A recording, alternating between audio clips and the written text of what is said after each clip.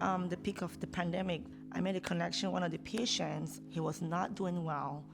So this one day, I walked into his room, in my usual bubbly self. Hey, he put his head down. And he said, Pauline, I don't have good news for you. And he said, I thought I was doing better, but the doctors just told me this morning, I've been on Optiflow for so long. It's time. On January 15th, 2021, I was admitted to LVHN with COVID.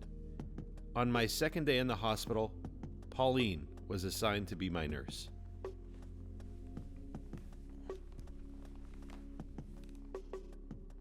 Our first meeting was during one of those moments when I was so overwhelmed with fear and my eyes were tearing.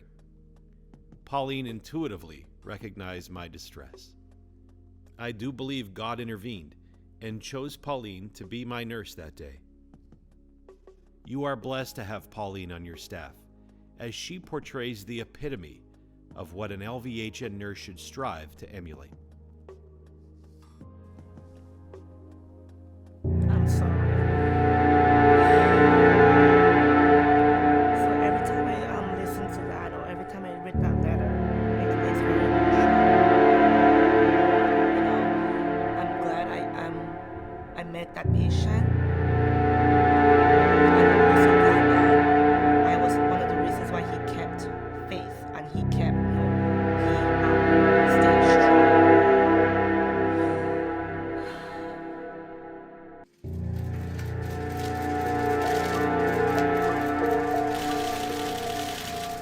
This afternoon, we're announcing new guidelines for every American to follow over the next 15 days. As we combat the virus, each and every one of us has a critical role to play. Okay. I'm Andrea Kushner. I work for Lehigh Valley Health Network. I am a registered nurse. Matt Feller with Lehigh Valley Hospital Medevac as a flight nurse.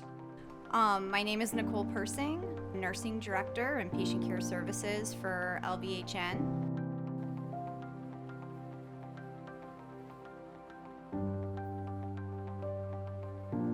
Hello guys, my name is Pauline Ayompe.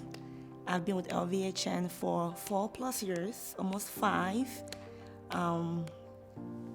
Most people, when they think of a nurse, they think of someone in scrubs passing out meds. But there is more to nursing than that. A nurse is someone to help take care of people that aren't able to take care of themselves. And just putting everything about yourself aside. Like, you may be hungry, you may be thirsty, you may have to go to the bathroom, but you put all of that aside. We do everything for the patient as a nurse. It's not just the medical aspect of it. It's the emotional part of it, the physical part of it, the mental component of it. And then there's, the part that isn't seen, which is the things that are buried, that aren't talked about. The knowing that this is what I do, and I understand that it's not always going to be pleasant. And there are days where you might question why it is we are doing what we do or why we choose to be nurses.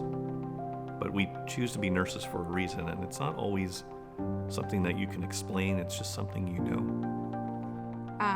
Pre-COVID, being a nurse was challenging. It's a very challenging profession to be in. You have to constantly learn and adapt and know how to handle situations while also being strong for other people, while trying to be strong for yourself. Being a nurse before the pandemic was definitely, it's still beautiful now, don't get me wrong. It was way, way different. To begin with, the staffing was better, and just the way of life. I could see my colleagues' faces. The pressure is so much.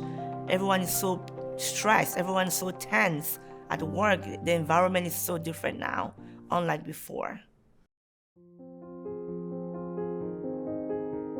In March of 2020, it was utter chaos because every day information was coming out and every day it was changing. This virus we've been hearing about one case here and one case there, out of nowhere became a global pandemic. You could just kind of start to put the pieces together and know that this is not contained to one place and there is a wave coming. We didn't know what it was, but we knew that we were going to be right there in front of it, with it, battling it. And I really felt like we were preparing for a war. There was a point where I'm sitting on my sofa at home in the living room, anxious to the point of I'm getting ready to either text or call my wife and say, I don't know what's going on, but I'm